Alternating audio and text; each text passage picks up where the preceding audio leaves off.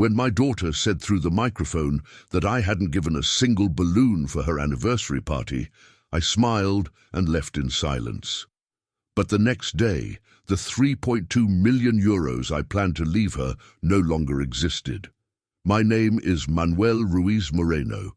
I'm 65 years old, and for decades I built a small empire that I thought I would leave as a legacy to my only daughter.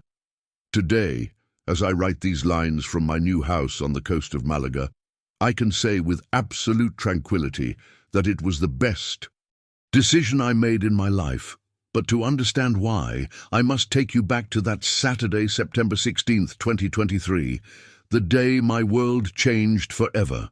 Diana's anniversary celebration would be held at the Hotel Villamagna in Madrid. For months I had heard vague comments about the preparations, always in passing, never with details. "Everything's under control, Dad," she would tell me whenever I asked if she needed help.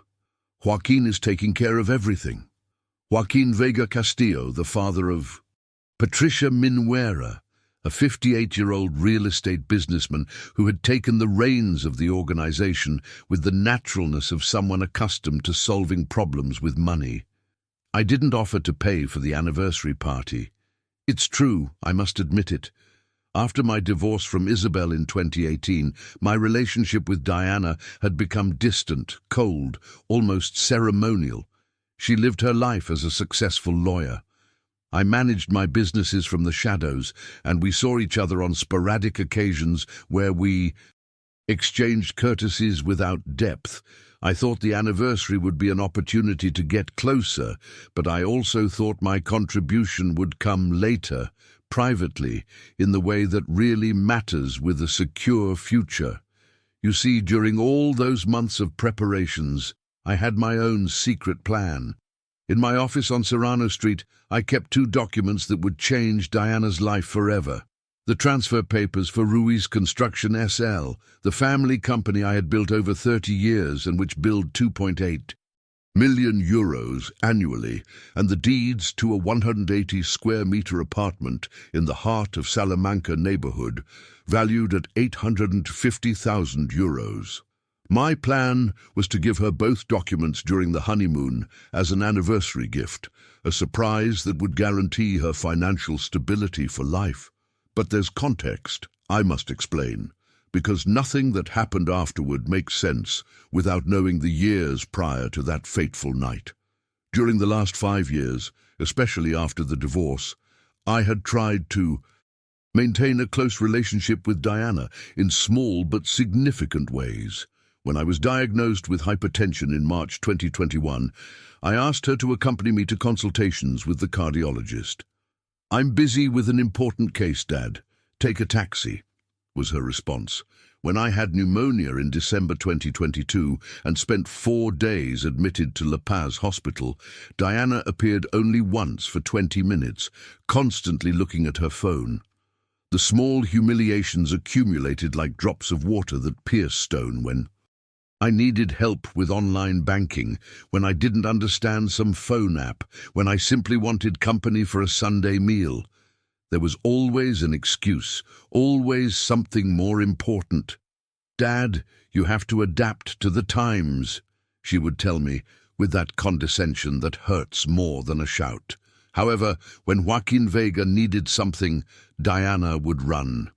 I saw how my daughter went out of her way to please her father-in-law, how she consulted him on professional decisions, how she religiously visited the Vega house on Sundays. It was painful, but I kept quiet, thinking that time and my future generosity would fix things. I arrived alone at the anniversary party that Saturday afternoon. Isabel, my ex-wife, had arrived in her sister's car. The 200 guests filled the elegant halls of the hotel, all impeccably dressed, all oblivious to the internal drama I had been carrying for years. Diana looked radiant in her elegant dress, Patricia beautiful in her outfit that, according to comments I heard, had cost 4,500 euros. During the ceremony, I observed Joaquin in the front row, photogenic and proud, receiving congratulations as if he were the one celebrating.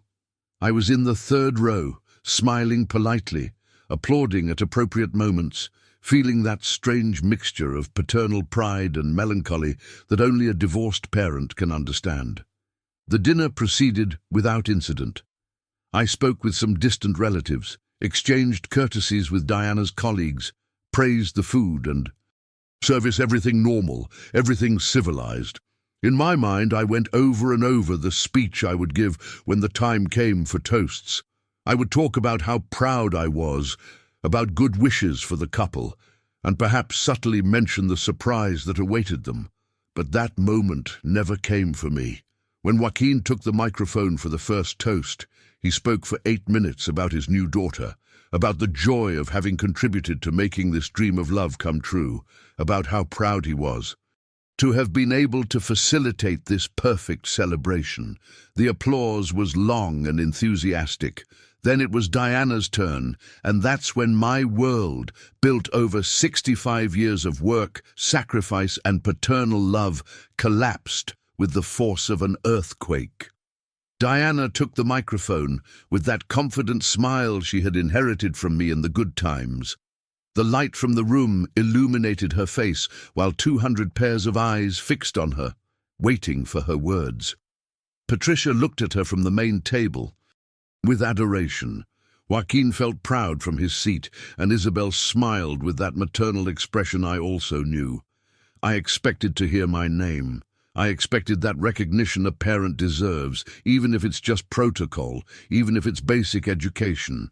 I had raised that woman, I had shaped her, I had paid for her law studies at the Complutense University, I had been present at every graduation, at every important achievement of her life, until the divorce at least.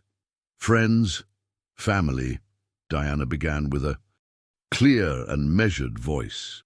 Today is the most important day of my life. Patricia and I want to thank all the people who have made this magical celebration possible. Her first words were for Patricia, as was natural. She spoke of their love, of the plans they had together, of the happiness she felt, everything beautiful, everything expected. Then she mentioned Isabel, thanking her for having raised her with so much love and dedication. My ex-wife was visibly moved, discreetly wiping away tears. Up. To that point, everything was normal. I awaited my turn, mentally preparing my expression of humble gratitude for when it was my turn. But then Diana turned toward the table where Joaquin was sitting, and her tone changed completely. It acquired a warmth, a genuine gratitude that froze my blood. I want to make a very special thanks to Joaquin Vega, my father-in-law, she said, raising her glass toward him. A man who from day one received me like a true daughter. Joaquin, without your generosity, without your unconditional support, this celebration wouldn't have been possible. You've paid for every detail of this perfect party, from the balloons to the orchestra, from the banquet to the most exquisite wines. The applause began to sound while my hands grew cold. Where was this speech going? Joaquin has taught me what it means to be a present parent, Diana continued, and each word was like a dagger straight to the heart. Always available, always willing to help, always putting family ahead of everything else. Thank you for showing me that a parent can also be a friend, a counselor, a true support. The entire room was captivated by her words. Joaquin had stood up, clearly moved, receiving ovations as if he had just won a prize. And then came the moment that will haunt me until the day I die. Diana made a dramatic pause. She smiled with that cruel irony that only children can direct at their parents, and dropped the bomb that would destroy our relationship forever. My father-in-law has paid absolutely everything for this perfect anniversary party. My father, well, she laughed slightly, as if she were telling a funny anecdote. My father hasn't given a single balloon. The silence that followed was deafening. 200 people directed their gazes toward me instantly, some with pity, others with surprise, a few with that morbid curiosity that family drama awakens when it becomes public. I felt as if I had received a slap in front of all of Spain. Diana continued talking, but I could no longer hear more. Her words became a distant buzzing while my mind processed what had just happened. It wasn't just the public humiliation, although that hurt deeply. It was the absolute contempt, the total lack of respect toward everything I had been as a parent. Not a single balloon. Did she really think my contribution to her life could be measured by what I had spent on her anniversary party? In those eternal seconds, while I feigned a smile and applauded, mechanically, my memory became an implacable machine that reproduced every slight, every small humiliation I had suffered for years. I remembered that Tuesday in November 2022 when I called her anguished because I couldn't access my online bank account, and the system had blocked me. "Dad, I can't right now. I'm in an important meeting." "Call the bank," she had told me curtly. I spent 3 hours on the phone with operators who transferred me from department to department until finally a young employee had the patience to help me step by step. I remembered when I needed someone to take me for an endoscopy in May 2023. The procedure required sedation and I needed company to return home. "Dad, hire a private taxi. I have to prepare a case for Tuesday," was her response. I ended up asking the favor of Sebastian, my 78-year-old neighbor, who accompanied me without complaint. I remembered the empty Sundays when I invited her to eat, and she always had excuses. "I have to work. Patricia and I have plans. We're going to Joaquin's house." But on Mondays, I saw on Facebook the photos of Diana at the Vegas house, smiling at family lunches where there was time for everything. While Diana continued her speech, thanking all the important people in our lives, I was still not mentioned beyond that dismissive phrase. It was as if I had been reduced to a footnote, a secondary character in the life of the woman I had raised. The irony was brutal. In my office, I had ready the documents that would make her a millionaire overnight. I had planned to give her the keys to a prosperous future, to an economic security that most people can only dream of. And she had just reduced me to not a single balloon. When Diana finally finished her speech, the room erupted in applause. Joaquin approached to hug her, pats on the back, smiles of mutual pride.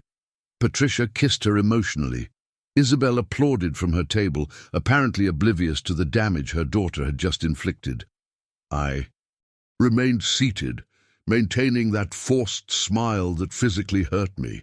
Some nearby guests looked at me with poorly disguised compassion. I heard murmurs. "How harsh. Poor thing, what a way to humiliate her father." Diana returned to the main table without even looking at me. There was no gesture of recognition. There was no attempt to soften her words. For her, apparently she had said something completely normal and acceptable. It was, at that exact moment, while I watched my daughter toast cheerfully with Joaquin, that I made the most important decision of my life. It wasn't an emotional outburst. It wasn't blind revenge. It was crystal clarity, cold and calculated. If my daughter believed that I hadn't given a single balloon, then she would be right forever. I got up from my seat with a tranquility that surprised even myself. There was no tremor in my hands, no visible rage on my face, only a strange serenity, like the calm they say condemned people feel moments before execution. Perhaps because, in a certain sense, something inside me had died that night. I walked between the tables with measured steps, dodging the guests who had gotten up to dance. The orchestra played a soft version of Sabre a Me, while couples swayed on the dance floor. Everything continued to be perfect, elegant, exactly as Joaquin had planned. The party continued its natural course, oblivious to the personal earthquake that had just shaken my foundations. I reached the main table, where Diana was talking animatedly with Patricia and her university friends. I observed her for a few seconds. My daughter, the woman who had come from my entrails, who had taken her first steps holding my fingers, who had cried in my arms when she broke her arm at 7 years old, that same woman who had just annihilated me publicly without the slightest hint of remorse. "Diana," I said softly, touching her shoulder. She turned toward me with that social smile she reserved for casual acquaintances. "Yes, Dad? Congratulations on the anniversary. Everything has been beautiful." Her eyes showed superficial satisfaction, as if my approval were a minor detail. "You're welcome." "Thank you." Joaquin really outdid himself with everything. Even in my congratulations, she needed to mention Joaquin. "Patricia is radiant," I added, looking at my daughter-in-law. She smiled courteously, but I noticed some discomfort in her expression. Perhaps she had perceived the tension I was trying to hide. "Thank you so much." "Manuel," she responded with politeness. At least Patricia maintained forms. I moved a little closer to Diana. The nearby guests continued conversing, but some discreetly paid attention to our interaction. They knew something strange had happened with the speech. "Daughter," I told her in a low voice, placing my hand on her shoulder firmly, "you said something very true tonight. You're right. I haven't given a single balloon for your anniversary." Diana looked at me with some confusion, as if she didn't understand where my comment was going. "Dad, I didn't mean—" No, I interrupted her gently, maintaining that smile that was costing me superhuman effort. "You were absolutely honest. And you know what I like about honesty? That it works in both directions." I gave her a hug, a long, paternal hug, which she returned mechanically. While I hugged her, I whispered in her ear, "Enjoy your perfect night, Diana. It's been exactly what I needed to hear." When I separated, I saw a flash of uneasiness in her eyes. Perhaps she sensed there was something deeper in my words, but she was too immersed in her celebration to process it completely. "Have a wonderful honeymoon," I added, kissing her forehead as I had done thousands of times when she was a child. "I love you, daughter." Without waiting for a response, I turned toward Patricia, gave her a polite kiss on the cheek, and wished her all the happiness in the world. She murmured something about hoping we would see each other soon. Empty words of courtesy that we both knew meant nothing real. Then I headed toward Isabel, who was at her table chatting with her sister Carmen. My ex-wife received me with that polite coldness that characterized our interactions since the divorce. "I'm leaving now, Isabel. The ceremony has been very beautiful." "So early?" "It's still early," she responded with genuine surprise.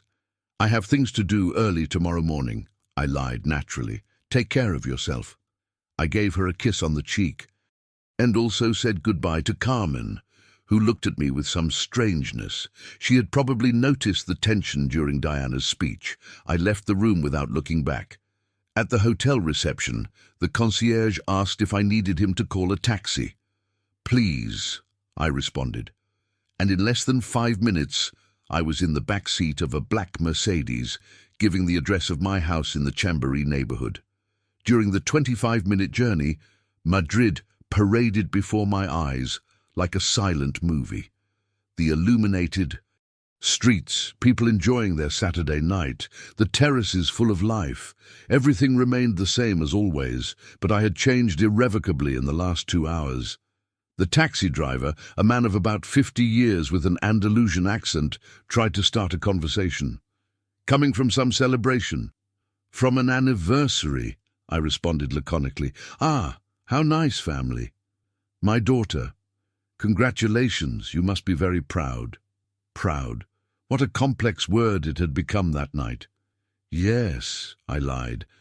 "Very proud." The rest of the trip passed in silence. I looked out the window, but I didn't really see the streets. My mind had begun to work mechanically, coldly, calculatingly. It was as if I had activated an internal program that had been asleep for years, the business survival instinct that had served me to build my business from scratch. When I arrived home, I paid the taxi driver and slowly climbed to my apartment on the 3rd floor. The night porter greeted me cordially. "How was the anniversary, Don Manuel?" "Perfect," I responded. "Absolutely perfect." Once inside my home, I took off my ceremonial suit with slow and deliberate movements. I hung up the jacket, loosened the tie, put on comfortable clothes, all with that strange calm that had invaded me since the moment of public humiliation. I prepared a whiskey, an 18-year-old Macallan that I kept for special occasions. Ironies of life. That night definitely deserved a special drink, although not for the reasons I had. Imagine that morning. I sat in my favorite leather armchair, the one I had bought when I moved after the divorce, and began to reflect with that brutal lucidity that only comes in the most painful moments of life. Diana was right. I hadn't contributed financially to her anniversary, but not because I was stingy, not because I didn't care, not because I didn't have the means. I hadn't contributed because I had erroneously assumed that my role as a parent went beyond money. I had thought that my presence, my love, my emotional support were worth as much as the euros Joaquin had invested. How naive I had been. In Diana's world, apparently, love was measured in paid bills, in covered expenses, in tangible investments. And under that criterion, Joaquin had won the competition overwhelmingly. Joaquin was the parent Diana wanted, present with the wallet, generous with money, always ready to solve economic problems. I was simply the biological parent, a decorative figure who appeared at family ceremonies to complete social protocol. Very well, if those were the rules of the game, I would accept them completely. I finished my whiskey and went directly to my office. I turned on the desk lamp, opened the safe I had built behind a Zarolla painting, and took out the 2 documents that would change the course of this story. I read them once more, just to make sure I completely understood what I was about to do. In my hands, I had Diana's economic future, 3,200,000 euros in total value. Between company and apartment, it was time to show her that she was right. Her father really didn't give a single balloon. The documents were there, spread out on my mahogany desk, under the yellowish light of the lamp. 2 sheets that represented decades of work, sacrifice, and meticulous planning that Diana had never suspected. I touched them with my fingertips as if they were sacred relics, while my mind began a brutal journey into the past. Ruiz Construction SL had begun in 1987 with a loan of 50,000 pesetas I asked from the bank after selling Isabel's car. Diana was barely 2 years old then. She ran around the house in her short pants while I filled out forms at the kitchen table until late hours. Isabel prepared coffee after coffee for me, trusting blindly in my vision of the future, even though our savings were practically non-existent.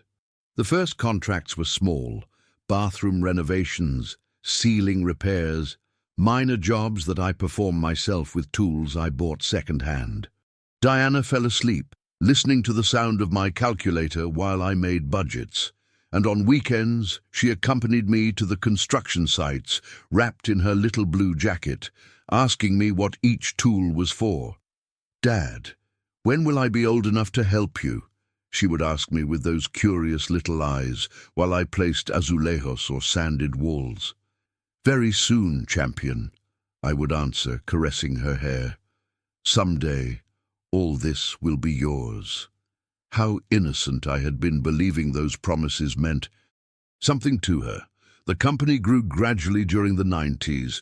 We got bigger contracts, comprehensive office renovations, construction of attached chalets, rehabilitation of historic buildings. By 2000, we already employed 15 people and billed more than 300,000 euros annually. Diana, then 15 years old, boasted to her high school classmates, "My father has a construction company. He builds important houses." She felt proud of me in that era, or at least pretended to be. The apartment on Velázquez Street I acquired in 2015 during the real estate crisis when prices had fallen dramatically. It cost 480,000 euros then, a risky investment that Isabel criticized harshly. "Are you crazy, Manuel? Why do we want 2 apartments?" she reproached me. But I already had plans. It would be the anniversary gift for Diana when she found the woman of her life. For 8 years I kept that property, religiously paying the community fees, insurance, taxes. Every quarter when the IBI bill arrived, I thought about the happy face Diana would make the day I gave her the keys.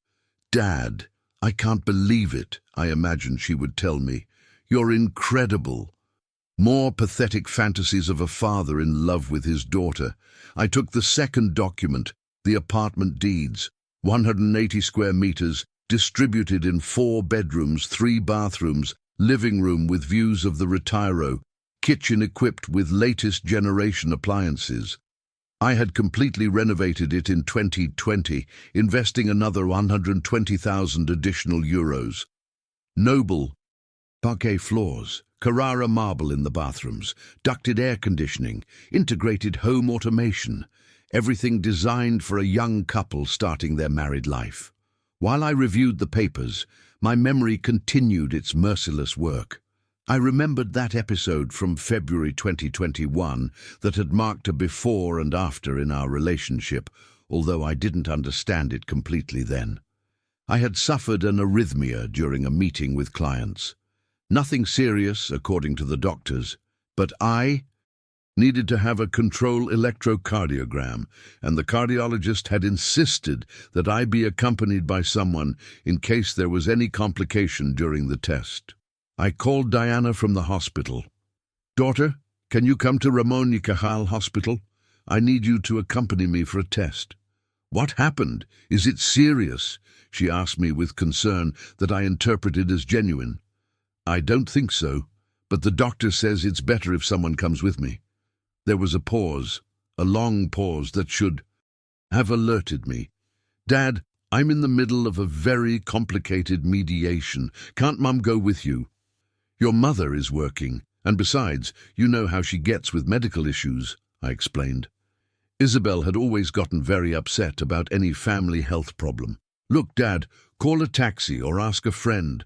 I really can't leave right now. This case has taken me months to get." She hung up after promising she would call me as soon as she finished. She never called. I ended up asking Sebastian, my retired neighbor, to accompany me. A 78-year-old man had to act as a son because mine was busy with more important things. But what really hurt me was discovering 3 days later a photo on Patricia's Instagram. Diana appeared smiling in an elegant restaurant toasting with a champagne glass. The caption said, "Celebrating the success of my favorite lawyer." The publication date coincided exactly with the day of my electrocardiogram. She hadn't had an important mediation. She had had a celebration dinner with her girlfriend. She had lied blatantly to avoid accompanying her father to a medical test. I continued reading the documents while more painful memories emerged like demons from the past. The day I needed help configuring my new smartphone, and Diana responded, "Dad, YouTube is full of tutorials. Learn like everyone else." The day I wanted to invite her to lunch for her birthday, and she told me she already had plans with Patricia's family. The day I tried to explain a problem with the Treasury, and she cut me off. "Hire a tax advisor. I don't work on that." But the most brutal contrast I discovered by chance on a Sunday in March 2023. I had gone to El Corte Inglés de Goya to buy a shirt and saw Diana carrying shopping bags with Joaquin. They were laughing animatedly while going up the escalators. Joaquin carried a bag from El Corte Inglés that seemed heavy. Diana, another from Sarah home. I followed them discreetly, feeling ridiculous but unable to resist. Curiosity. I saw them enter the electronics section together. Joaquin pointed to a 55-inch television while Diana nodded enthusiastically. I heard fragments of their conversation. "It will be perfect for the new living room," Joaquin was saying. "I don't know how to thank you enough," Diana responded. Joaquin was buying her a television that cost more than 1,000 euros. My daughter treated him with the deference and gratitude I had never received, not even when I gave her her first car for university. That day I understood I had lost my daughter long before realizing it. Joaquin had occupied my place not only as a paternal figure, but as a provider, as a reference, as the man Diana turned to when she needed something. I had become the biological father, the one who appeared in family photos by protocol, the one who received birthday calls lasting 2 minutes and courtesy Christmas visits. I returned to the present, to my silent office, to the documents I had before me. It was 2:47. In the morning, according to the wall clock, Diana and Patricia were probably dancing the last songs of the night, saying goodbye to guests, receiving final congratulations. Joaquin would have received all the praise. "What a perfect party. You organized everything impeccably. You're a wonderful father-in-law." And I would have been left as the stingy one who didn't give a single balloon. Perfect. It was time for that perception to become permanent reality. I put the documents in the manila envelope where I had them organized and placed it in the exact center of the desk. Tomorrow I would begin the most important phase of my plan, showing Diana that she had been absolutely right. Her father really didn't give anything and never would again. I woke up on Sunday, September 17th at 6:30 in the morning with a mental clarity I hadn't experienced in years. There was no trace of the emotional heaviness I expected to feel after such a devastating night. It was as if my brain had processed all the information during sleep and had reached definitive conclusions. I prepared a strong coffee and sat on the terrace of my apartment, contemplating Madrid under the golden dawn light. The city was slowly awakening. Some early risers were exercising in the nearby park. The kiosks were beginning to open. Traffic was still sparse. Everything normal, everything predictable. Just like my relationship with Diana had been for years, predictably painful. I took out my agenda and began to make a meticulous list. It wasn't a revenge plan, as some might think. It was a plan of coherence. If Diana considered that her father didn't give a single balloon, then her father would be exactly that, someone who never gives anything to anyone, especially to her. The first name I wrote down was Roberto Navarro Perez, my trusted lawyer for 15 years. Roberto had helped me with the divorce. He had drafted all the important contracts for the company. He knew every detail of my patrimony. If anyone could execute my plan impeccably, it was him. The second name was Carlos Mendoza Ruiz, my contact at Soavis Real Estate. Carlos had sold luxury properties for several of my wealthy clients. He had experience with complex transactions and, more importantly, absolute discretion. The Velázquez apartment would need a buyer who paid cash and closed the operation quickly. The third name cost me more work to write. Fernando Castañeda López, president of Mediterráneo Investments S.L., a Catalan business group that had been insisting on buying Ruiz Construction for 2 years. Fernando had made me generous offers every 6 months, always politely rejected because I had other plans for the company plans that included a natural heir named Diana. Those plans had died the night before at 22:34, the exact time my daughter pronounced those devastating words.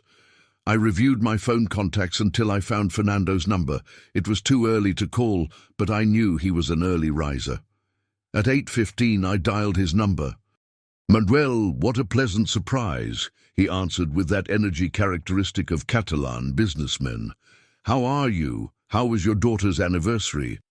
"Perfect, Fernando, absolutely perfect," I responded with irony he couldn't capture. "I'm calling because I've been reflecting on our previous conversations." There was an expectant silence on the other side of the line. Fernando was too experienced to show premature emotion, but he sensed something important was about to come. "In what sense, Manuel? Your last offer for Ruiz Construction, is it still valid?" "Of course. In fact, we could improve it depending on various factors. Are you seriously considering selling?" "Very seriously. When could we meet to discuss details?" Fernando couldn't hide his enthusiasm. "How about tomorrow, Monday? I can fly to Madrid without problem. Perfect. In my office at 10:00. I'll be there, Manuel. I'm very glad you've made this decision. It will be a great acquisition for us. I hung up, feeling a strange mixture of liberation and melancholy. I had just taken the first step to dismantle everything I had built thinking of Diana. It was painful, but also purifying, like cleaning an infected wound. The second call was to Roberto Navarro. His secretary informed me he was spending the weekend at his country house, but she could locate him for emergencies. I told her it was urgent. "Manuel, is everything okay? It's not usual for you to call on Sundays," Roberto told me when he finally answered. "I need to see you early tomorrow. I have to prepare several important documents related to some legal problem." "Quite the opposite. I'm going to sell the company and the Velázquez apartment. I need you to prepare all the documentation." Roberto kept silent for several seconds. He knew my plans regarding Diana. He knew how important it was for me to leave her a solid patrimony. "Manuel, are you sure? It's a very important decision. Maybe you should think about it a few more days." "I've been thinking about it my whole life, Roberto. There's no going back." "Very well, we'll see each other tomorrow at 9. I'll prepare everything necessary." The third call was the most delicate. Carlos Mendoza answered on the second ring, as always. "Don Manuel, how long without hearing from you?" "Carlos, I need you to put the Velázquez apartment up for sale immediately. The 180 square meter one you renovated 3 years ago." "Exactly that one. But if that apartment was for your daughter, not anymore." Carlos had enough experience not to ask uncomfortable questions. "I understand. What price do you have in mind?" "Market price, but I want a serious buyer who closes quickly, preferably a foreign investor who pays cash." "No problem. I have several clients who could be interested. When can I take photos and prepare the dossier?" "Tomorrow afternoon, if possible." "Perfect. I'll send a technician at 16:00. When I finished the calls, it was 9:30 in the morning. Diana and Patricia were probably still sleeping after their anniversary night, oblivious to the earthquake that was gestating in the life they thought they had planned. I dressed in sportswear and went out to walk through the Retiro. I needed to move, think, process what I was doing. For 2 hours I walked the park paths, observing families enjoying Sunday, young couples walking hand in hand, parents pushing baby carriages. All those family scenes I had imagined living with Diana when she became a grandmother. Plans I now knew were completely unrealistic. How was I going to be a grandmother to someone who considered I didn't give a single balloon? What role would I have in the lives of those future grandchildren? That of the poor grandmother who appears with cheap gifts while grandfather Joaquin showers them with expensive whims? No, I had already seen that movie and I didn't like the ending. Around noon, while I was having coffee on the terrace of Retiro Cafe, my phone rang. It was a number I didn't recognize. "Don Manuel Ruiz? Yes, that's me. I'm a journalist from the society section of ABC newspaper. We were yesterday at your daughter's anniversary. We want to do a report about the celebration. Could we ask you some questions?" My blood froze. A journalist had been at the anniversary, had heard Diana's speech, possibly had noticed my early departure. "What kind of report?" "A social chronicle about elegant Madrid anniversaries. It was a very beautiful celebration." "I have nothing to declare," I responded dryly. "We just wanted to know your opinion about the party, some emotional anecdote." "I repeat that I have no statements. Good day." I hung up feeling a new wave of humiliation. A journalist had witnessed my public degradation. There would possibly be other guests who would comment on the anecdote in their social circles. "Did you hear about what happened at the Ruiz anniversary? The celebrant humiliated her father in front of everyone." My name would become gossip fodder, an example of filial ingratitude, a reason for social pity. No, that wasn't going to happen. I returned home and locked myself in my office. It was time to accelerate all processes. I called Fernando Castañeda again. "Fernando, about our meeting tomorrow, could you bring a formal written offer? I'd like to close the operation as soon as possible." "Of course, Manuel. Is there any particular urgency?" "Let's say my life priorities have changed." "I understand perfectly. At our age, time is gold." He had no idea how right he was. That night, while Diana and Patricia enjoyed their first night as a married couple, I finished planning the systematic destruction of all their economic dreams. It was poetic justice. She had destroyed my paternal dreams in public. I would destroy her material expectations in private. The difference was that I had the real power to do it. Monday, September 18th, dawned grey and rainy, as if the sky itself reflected the transformation I was about to execute. At 7:30, I was already showered, shaved, and dressed in my best navy blue suit. I had appointments that would change my life forever, and I wanted to make the best possible impression in what would be the last acts of my business career. Roberto Navarro arrived punctually at 9 at my office on Serrano Street, loaded with his brown leather briefcase and a poorly disguised expression of concern. For 15 years he had been my legal advisor, but also something like a friend. He knew my obsession with leaving an empire to Diana. "Manuel, before starting with the papers, can I ask what happened? Yesterday you sounded different." I served myself a coffee from the machine I had in the office and offered him another. "Roberto, do you have children?" "Two. Ana is 25 and Marcos is 22.